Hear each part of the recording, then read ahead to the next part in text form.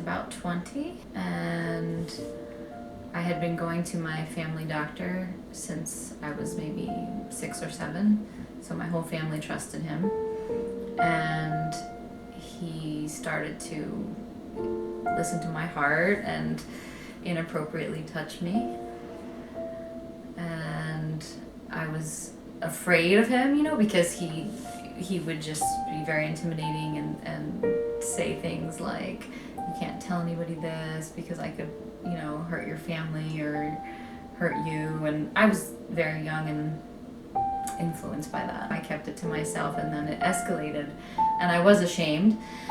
And then he raped me in his office. It's hard to talk about, but I was very naive, and he had asked me to come over after hours. And then when he got me alone, he just forcefully took my clothes off and tried to force me to give him a blowjob. And I fought very hard, and I wouldn't do it. I kept avoiding that, and he tried to force my mouth down on his penis, and I refused. So my neck got really hurt, and it was so sore and swollen after that. But then he physically, you know, raped me and penetrated me.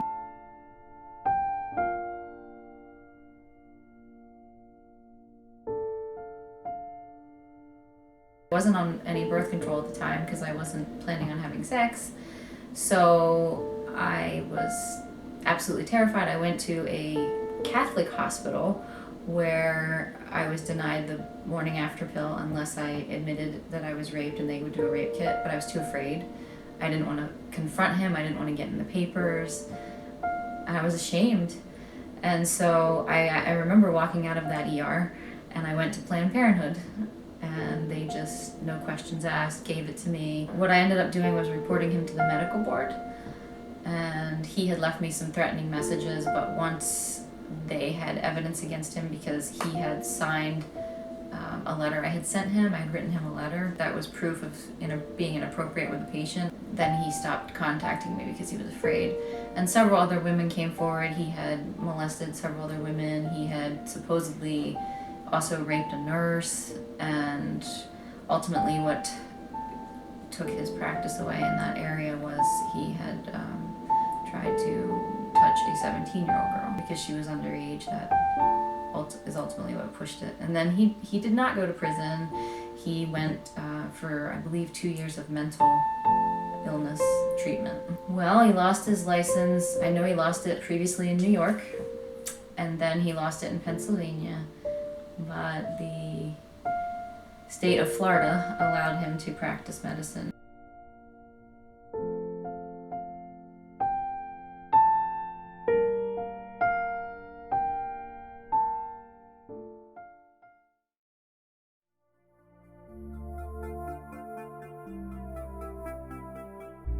I met my ex-husband through a mutual friend in undergraduate school.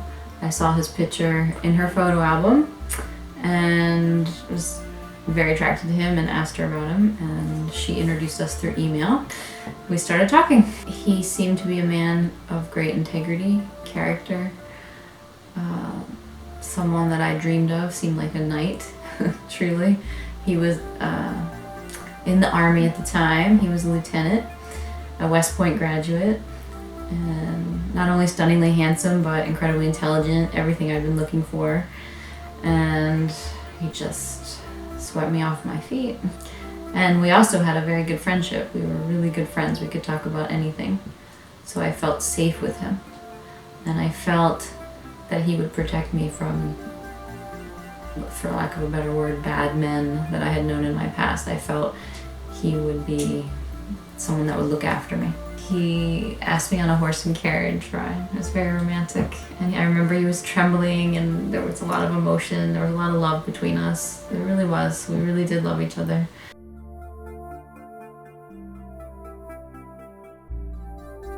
We wore his army blues.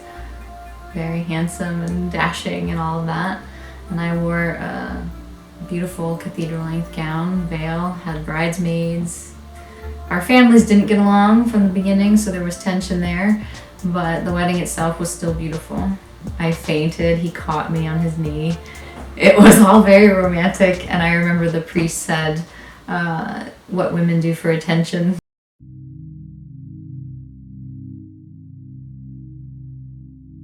It started with the Army prescribing him literally 120 Percocet, like every 3 weeks it was, maybe.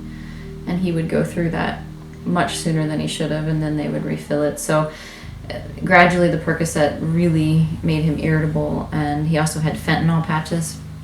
So when he was taking all that medicine for his back injury, because he had a civilian skydiving injury, he had a very bad broken back that the surgery helped, but he still had a lot of pain, and I believe he did have pain. But he was taking the Percocet like candy, and it made him very irritable, and I couldn't, doctors couldn't, even his family couldn't convince him that he was taking too much. He would scream, in my face, "Don't question my integrity," and he couldn't really get anywhere. He would just get more angry, and he threw me up against the wall a few times, held me by the neck. The worst time was we were visiting, we lived in Georgia at the time, and we were visiting family in Pennsylvania, and we were actually staying at a friend's house, and we were down in their basement. We were sleeping in their basement, so I don't think they heard anything, but he and I had an argument. I don't remember about what, but he was on the fentanyl patch, and he came at me really hard. He choked me almost to death. He had his hands around my neck. I felt my throat pop. And he had his knee digging into my chest, calling me a fucking cunt, bitch. And I thought I was gonna die. I really thought in that moment I was gonna die. And I felt out of my body. The physical pain stopped because I literally felt out of my body. I covered them with makeup. I am very good at makeup. So I covered them with makeup, and then I wore a scarf, which was totally appropriate because it was winter. And I remember being at my family's house for Christmas, and he and my mom did not get along. She always sensed something with him. She was not impressed with West Point or any of that stuff. She saw something was off with his character, and her and I would fight about it because I would defend him. And I remember wearing that scarf and covering those bruises and pretty much begging my mom to apologize to him to make things right between them. So that they could get along, because he would not spend time with my family until she apologized. So she didn't want to, but she did it for me. And I look back on that and it just tears me up inside, because he should have gone to jail. I should have had the strength to report him and hear my mom's apologizing to him. It's just really sad. He said it was my fault because I made him angry. I was so in love with him. I was in denial. I wanted to pretend that didn't happen. He was my knight, my husband, my protector. I couldn't believe that happened. It had to be. And then the excuse I kept telling myself is it was the drugs. He was on fentanyl patch. He was on Percocet at that time. It wasn't him. It was the drugs. And I kept telling myself that. That was like a year into it. And we were married 11 years. So I lived with that secret for a long time. And I did reach out to his parents, because I didn't want to tell mine. My father would definitely go after him and would not have accepted that. So I reached out to his mom, thinking that I could tell her in confidence that maybe she could help somehow. But they really didn't do anything. They really didn't do anything. Well, I remember after that, like, him screaming at me in the car, hitting me in the leg, hitting me in the arm. When we were in the car together, that's when he would really scream at me, call me the C word, bitch, all these things. And he would hit me, never in the face where people could see the bruises, but it hurt. And I would just get really scared, and I felt like it was all my fault, I was making him mad. This great man I believed I married, I was making him mad.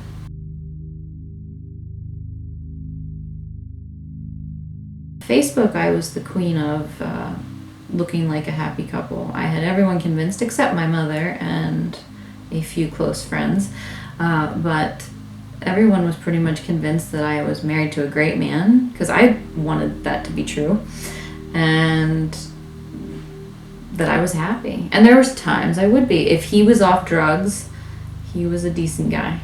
I mean, he still had the addict personality, but he was who I fell in love with at times. There was other blow-ups, and always when he was high on Percocet, because there was 2 years that he got off of the drugs, and we were riding horses together, we were traveling, we went to different countries and traveled. We had a great time in those 2 years, and we were pretty happy. Although years later in rehab, he made a comment that he was never happy his whole life, so maybe I was disillusioned, but we weren't fighting at that time. We had a pretty peaceful marriage for 2 years out of the 11. He wanted to stay in the Army, but he couldn't. He was forced to medically retire. So he was very intelligent, and he went to medical school, and he did go on Percocet when he was in medical school, on and off, and there were times we would fight. Because of that, he would be very irritable, or he wouldn't want to do anything but watch TV. It was very hard to get him to do anything.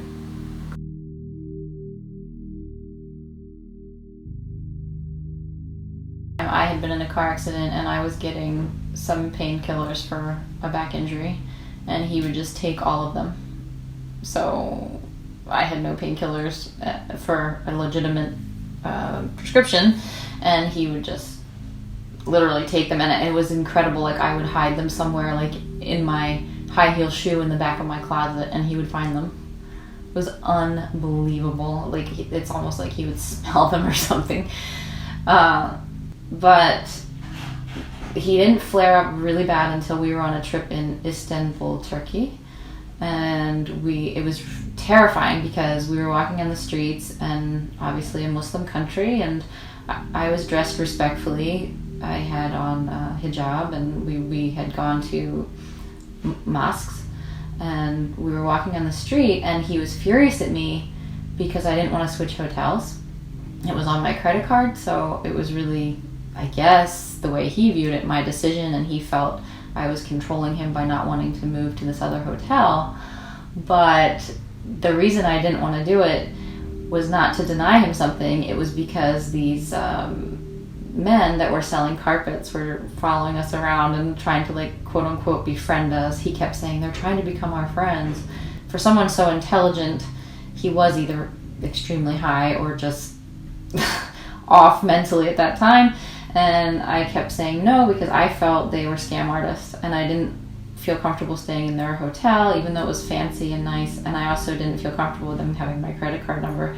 So we were walking down the street, and he was screaming at me at the top of his lungs in a Muslim country, calling me a fucking bitch, and I'm a controlling cunt, and all this stuff, and I was just breaking apart inside, and tears down my eyes, down my cheeks, everything. I was just crying my eyes out. Once again, I put it in denial, tucked it away, hid it. I remember thinking maybe I should get a divorce. That was the first time it came across my mind, because this is miserable. But I still loved him so much. A part of me always will. But we were moving to Boston because he got a great residency at a Harvard hospital, the Brigham, and he was going into anesthesiology, which in retrospect, maybe he had it all planned. I don't know that he had access to drugs. I don't know. But that is when it got really severe, is when he had access to. Again, I was hiding. I was very good at on social media, and even in where we lived, where our home was, in that community of, praising him and making him look better than he was. I don't know why I did that. I guess I wanted to believe he was still this amazing man I fell in love with. Well, it started with needles. I found needles in the trash can. I confronted him about that. And again, he would scream in my face, "Don't question my fucking integrity." And he'd be right right in my face. And I would shake. I was so terrified. He'd use his military army voice, which was, to me, terrifying. Even when he wasn't high, there was times like in the middle of the night that he would just have anal sex with me. And I would say no. There's times I didn't want to because it was painful. And he would just say, "You're my wife and we're going to do it." He said, "You can't rape your wife." He actually said that.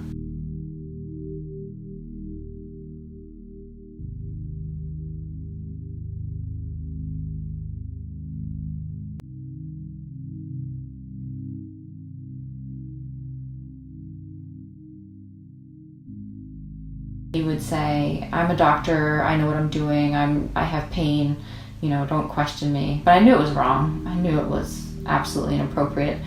And so then what he would do is he would take all these needles he'd used, he'd put them in an ice cream container, tape them up and throw them out that way. And then I knew he'd stopped taking Percocet. So there was a bunch of Percocet. And that's when I knew I had a real problem, because he had found something else to get him higher. And I have no doubt that he had back pain, but not to that degree. He was addicted. And then he stopped showering. And that's when we really would fight again. And he threw me up against the wall in Boston, and he was really high. And he pointed a gun at me. He had several handguns, his West Point class pistol, all that. And they had bullets in the chamber and the safety wasn't on. So I remember again thinking I might die. But he was screaming at me and he pointed a gun at me. So I let him alone for a while. And then there was one day he was so high and he had the IV in his feet. This is why he was not showering, because he didn't want to take the IV out of his feet. And I begged and pleaded with him to please stop, to please get help, that he was going to hurt himself, he was going to hurt a patient. Also, he was driving to work. I was terrified. And for a while, after looking him in the eye and pleading with him as his wife who loved him, he did stop for a while. Because I saw him go through the withdrawal and the sweating and the misery of withdrawal. And he did try, he did. But that lasted maybe 2 weeks, then he was back on it.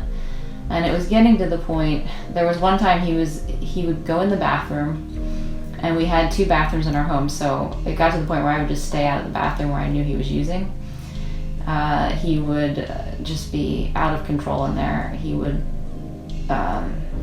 use towels to wrap his waist in, put it in the corner. There was blood on the walls from him putting IVs in his arms and in his feet.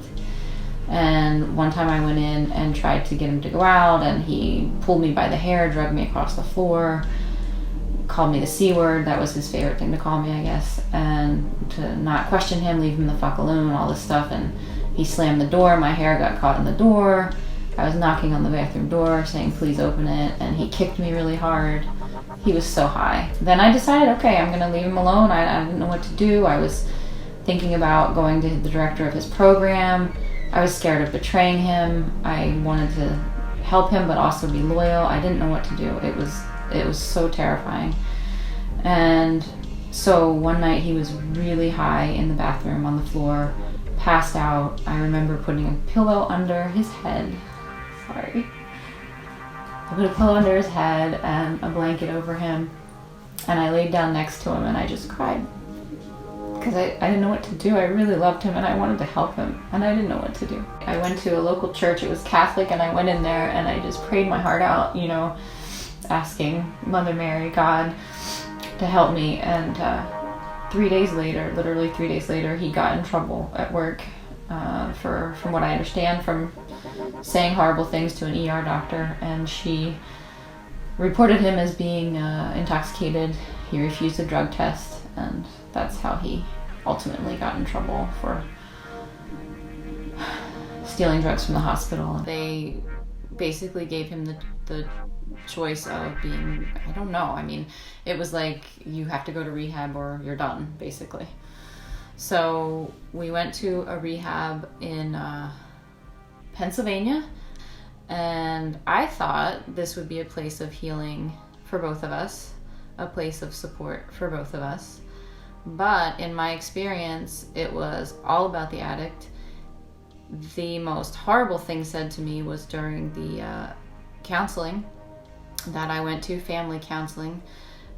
His therapist said to me, he did not choke you. He did not do these things to you. His addiction did.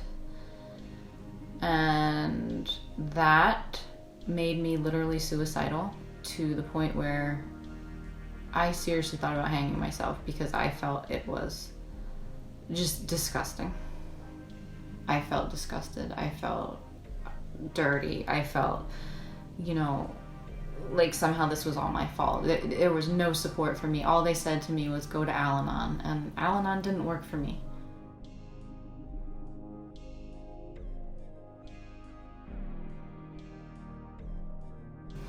I wrote to a West Point AOG, Association of Graduates, for help.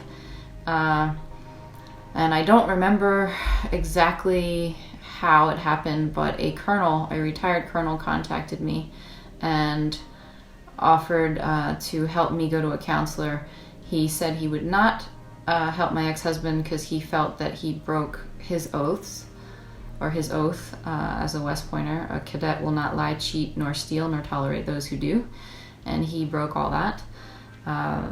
So he was more interested in helping me heal and recover, which I thought was very interesting. And another thing is that surprised me is a lot of West Pointers, I thought they would all turn me away. It's not what happened. Many of them reached out to me. Many of them supported me. And I'm thankful for that, because at that time I felt so worthless. So his classmates reaching out to me in sincere friendship really helped me hold on.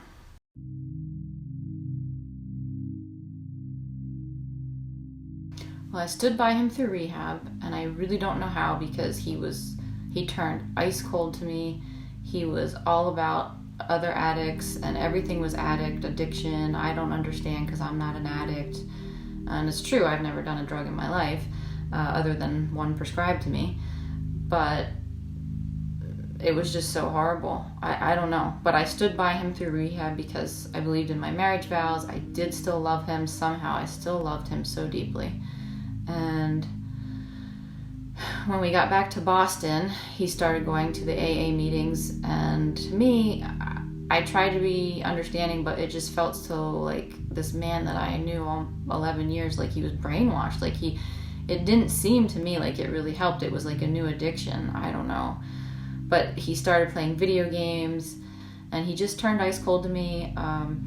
He started calling me a bitch. He didn't get physically abusive again, but he would call me a bitch if I didn't do exactly what he wanted, or if I wanted to just spend time with him, get him to stop playing a video game for a while. He would get angry.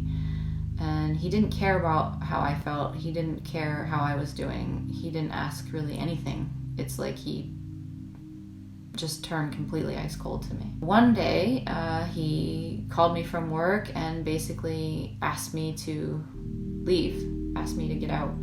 And I said, do you want me to leave? And because I wanted to make sure. And he said yes. So I guess I was waiting for that, because I packed all the important things I could think of, and I left Massachusetts that day. I think honestly he was glad I was gone. And I had talked to neighbors at the time. According to neighbors, I have no proof of this, but when I went back to the apartment, it was an absolute mess, and there was used condoms everywhere, and he didn't change the sheets in the whole 6 weeks I'd been gone, but it was clear he'd had sex in our marriage bed. They had told me he had prostitutes there and everything else, so I wouldn't doubt it. I was absolutely annihilated, devastated. I really didn't know where I would go from there. I didn't know that I would make it through it, because he was everything to me. So I went to domestic violence shelter, where, I had nothing because he iced me out of the bank accounts. I was eating out of the food pantry there and living there, and then I had family help me, and women's safe houses. I went to counseling, went to a lot of counseling. I was diagnosed with PTSD.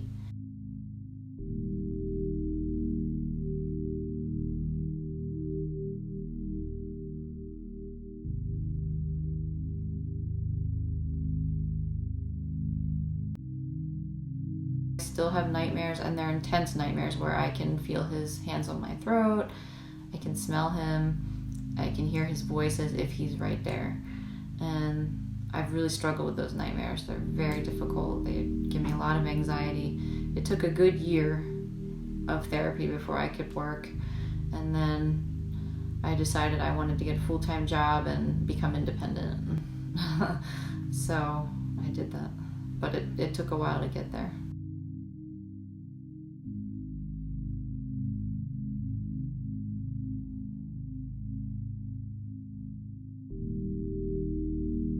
I think the flashbacks are similar, and the same thing about being triggered.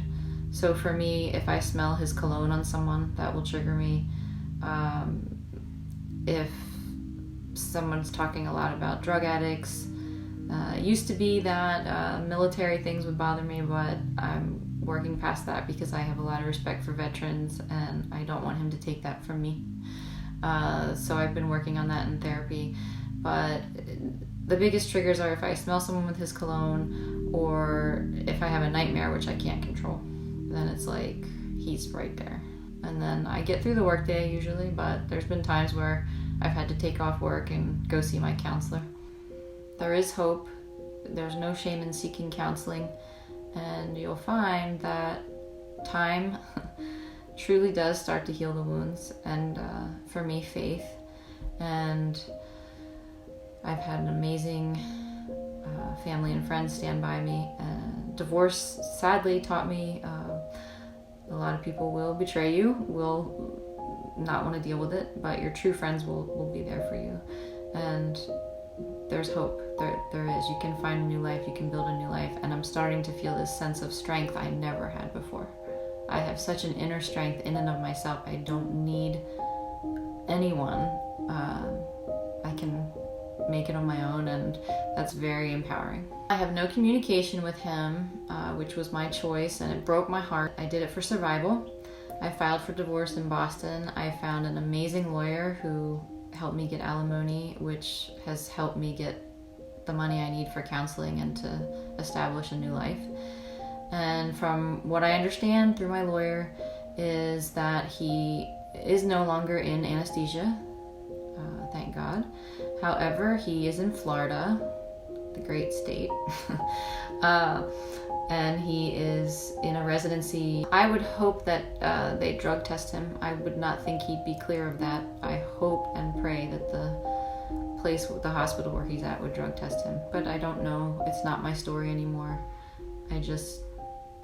I hope someone is monitoring him, because he is a severe addict. And even if he is in recovery, which I know from mutual friends, that he's been drinking, so I know he's not in full recovery, but I just harm any patients or any more women. In my divorce, I reported what he did. It's all in my filing for divorce. I finally put into writing that he choked me, and the domestic violence, the different things that went on. So that is written down, and I believe in public record. He probably would have gone to jail if I pushed it, but no, I was too afraid at the time. One day I was in Paris, France, and I was at Notre Dame Cathedral, and I found that when I was able to focus and actually pray for him, I did truly pray that he finds true recovery, that he has a fulfilling life, and I hope he remembers the good times we shared, because there were a lot of those, and I hope that he becomes a better man, a better person. I long for an apology from him. However, I know that will most likely never happen, so I'm learning to accept it and find solace in my own healing, in my own path, and in my faith. Come all ye fair and tender girls that flourish in your prime, beware, beware, keep your garden fair. Let no man steal your time. Let no man steal your time. For when your time it is past and gone, he'll care